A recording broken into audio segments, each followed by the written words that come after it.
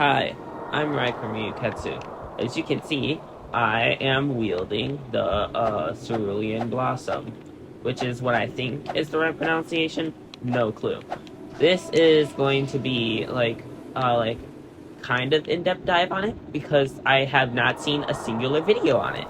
So profit, but also because there are some people like me out there who are wondering if they should invest in the battle pass for this sword. First, let's take a quick rundown on this sword. Um Melancholiness in-depth dive. So basically, this sword is the Blue Rose sword from Sword Art Online. The resemblance is very similar. And well, also the second skill, when the rose bloom. Here, let me when the rose bloom. If you can see here. Oh wait, and it didn't work because my game is not loaded in. Okay, I will enter the footage in when my game actually is loaded in. But if you see yeah, there it goes. If you see it shows the I'm pretty sure it's called perfect weapon control art or something like that. And basically yeah, and it's the sword. It's Yu-Gi-Oh's Blue Rose sword from Sword Art Online, and also in the description it reads hold up. In the description, let me pull it up again. In the description, it reads, beautifully crafted weapon that combines the powers of both Rose and Crystal, which is kind of what the Blue Rose sword is in the anime. By the way, it's from Sword Art Online Alicization, not just from, the regular whatever. But, I think that's pretty cool that they, have a sword that's, not from One Piece in here. So, yeah, and it's from a completely different anime that has no affiliation with it whatsoever. But, yeah, okay, I'm going to show you, the skills and stuff. Let me first get to, a boss that, oh my god, that is loud, and I can't even turn it down. Okay, well, I will have to, lower the audio down on the Roblox recording by a lot. I'll turn it up for the skill sound effects and stuff. I'm gonna go over to a whole cake because I like the island, and also and the NPCs there aren't that strong, but at the same time aren't that weak. So a little montage of me getting there. I'm just not gonna talk, so I won't have to speed up this audio. I'm pretty sure I can talk a little bit off the record, so I'm gonna do that. I am not uploading that much because, not many people are watching my stuff, and I was going to study a lot about, about the people that make the content that I try to make, but I'm pretty sure that most of the people, who make the content I make are pretty much just people who are, code YouTubers and, delay, the thing a while back for the actual thing. So technically, there's no really target audience for the the kind of content I make. So that's very fun. Anyways, we are here by the chest soldiers, and great, they're attacking me. Okay, so this sword does stupid amounts of damage. Let me just lure him outside.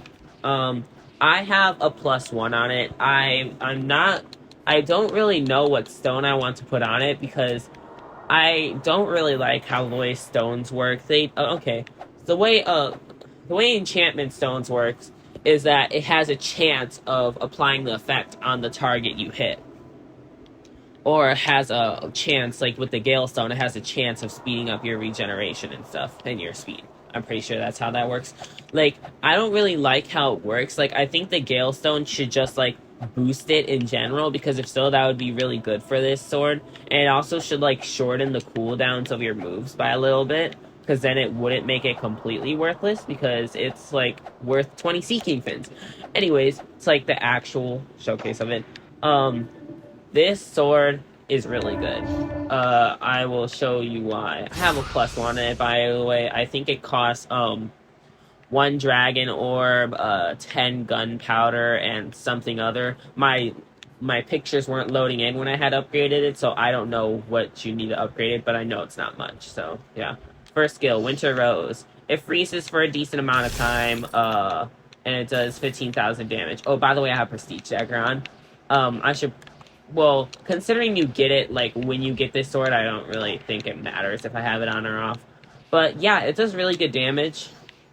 It's pretty cool skill too.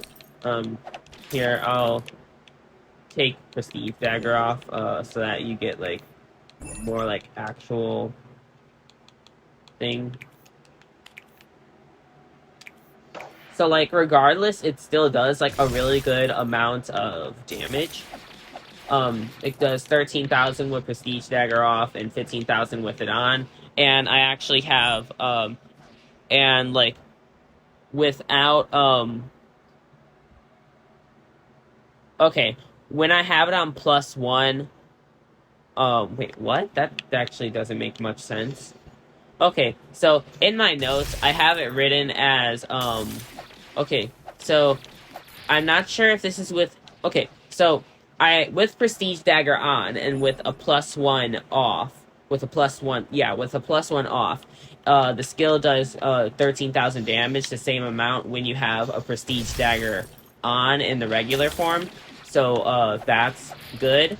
It's like if you have a sword that gives 15% sword damage, it boosts the first skill to 13,000 on its regular form. So it does the same amount when you have a plus one on it with no accessories on. The second skill is interesting. Like without the plus one and with Prestige Dagger, it does 32,000. With the plus one and without Prestige Dagger, it does this amount. Okay, basically the same amount. Same thing as last way around. And this is it with Prestige Dagger on, which is uncanny. The damage is concerning, very concerning. Like okay. I need to go to a different NPC.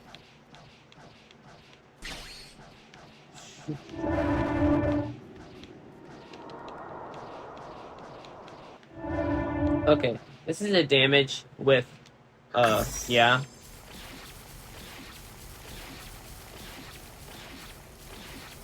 It does, 54,000 damage with, a Prestige Dagger and a plus one. Well, with a sword accessory that does 15% up. So it's extremely good.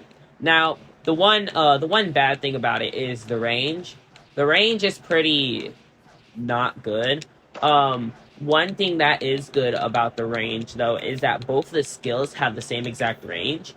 So you don't have to worry about, like, using Winter Rose and then immediately trying to, like, figure out, like, how to position when the rose blooms. I'm just gonna say it like that because, like, I'm pretty sure they forgot the S.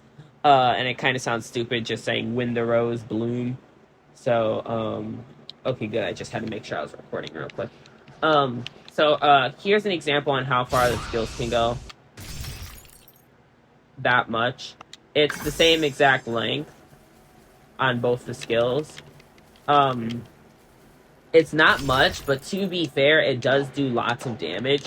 So this sword would be pretty good for, like, fighting NPCs and stuff, and all of that good whatnot. Winter Rose is basically just, the first Soul Cane skill, but it doesn't teleport you. And then the second skill, it's not really like Soul Cane, at all, really. I really wish that the second skill was a little bit more like... Yeah, because it's good. Okay, basically, bottom line is, the sword is decent. I mean, if it, like... Okay, I do recommend getting the premium battle pass if you are like if you do have the ability to get it. Of course, like I don't want you like stealing money or anything just to get like something in a game. But like if you are have like easy access to the money to buy it, I do recommend it because even if you're only doing it for the Cerulean Blossom like I was, you still get a bunch of other stuff too. Like I had started out with like 200 gems and then I ended up with 600. So it gives you a lot of gems, and I didn't max it out. I just got this sword today, so I still don't have ancient sword. I might do a separate thing on that if I find it worthy enough. Because one of the main reasons I'm doing it on this is because I really wanted the sword because like it's from SAO. I'm not really a fan of SAO, but I like the swords they have in there. Um, but yeah, what I would combo it with, not exactly sure. But a funny thing, a funny little way you can exploit it is by doing this. Hold up, I'm just gonna go back to Sunken Vessel because I'm not gonna try to do this on the other people because like it immediately killed them when I used Wind the Rose Blooms. You can do this. And the skill still works even if you use other stuff. So, like, you could, what I recommend doing it is I would pair it up with ice. Obviously, because then you get stun on top of stun. But you can, like, use skills while activating it, which I think is really cool, and I'm not sure if that was, like, an accident or something, but it opens up lots of combo potential. So I'm pretty sure, like, for those toxic Phoenix users out there, which I hate you, by the way. Okay, so for those, toxic Phoenix users out there, Phoenix users out there who use Katana and Electro V2, by the way, I hate you. Um, like, you could use When the Rose Blooms and then immediately go into your form and use Tornado or something. That would be a really good way to like exploit the this sword. Winter Rose actually has lots of potential too. Like if you go into Godspeed, you can immediately use it and like it stuns them because with Soul Cane you kind of had like that auto, like it was almost like lock on kind of. This sword does not have that, at least I don't think it does. You would have to, like, explore the sword a lot to find, like, all of its weaknesses and strengths, which I've only been exploring it for about, like, 2 hours, so not much. But, like, the range on Winter Rose is good, and it's probably, like, literally the same exact range as Soul Cane. So, if you like Soul Cane but don't like how it moves you, then I suggest this sword.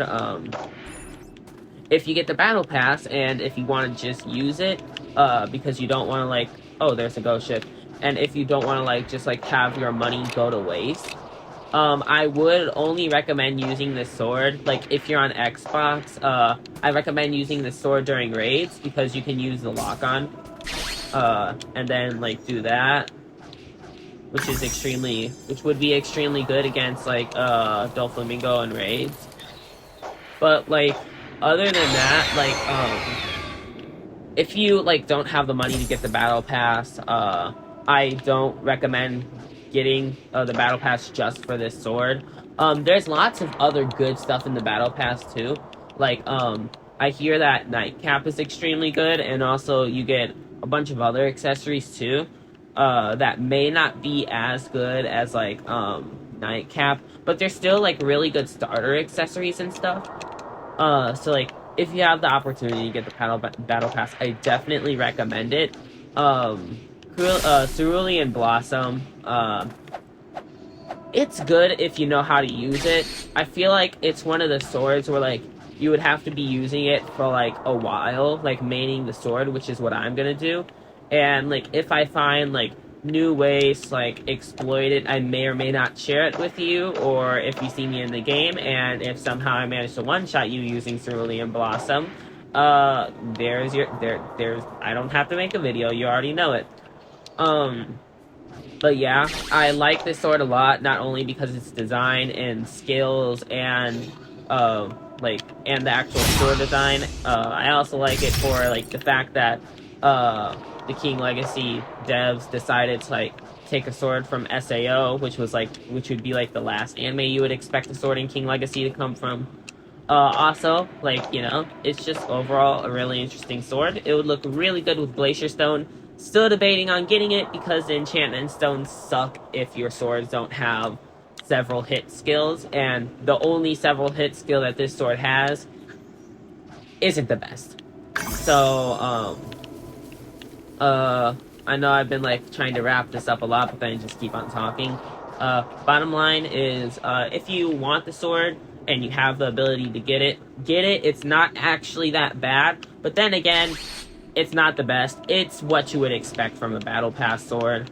I'm guessing ancient sword isn't that good either, because you can tell it's from the battle pass because like it doesn't have a fourth slash skill, and also it does damage when it wants to.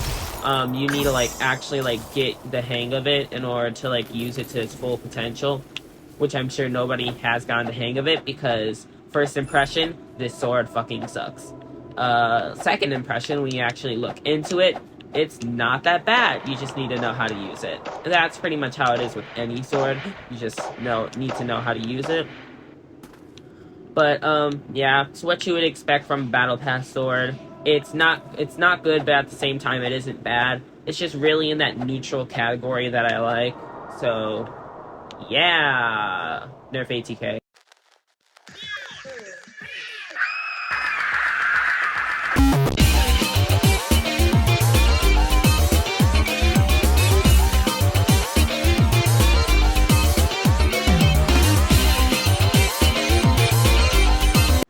Okay, for those who are like, that sword isn't from SAO, I don't actually know if it's from SAO or not. I don't know anything about, the developer's decision making and stuff like that. I'm just assuming that it's from SAO because the similarities are really close, and also the skills look kind of like the ones that UGO uses in SAO, along with the description. So, if you think that's not fact enough, well then get your own facts and prove me wrong. But I don't actually know.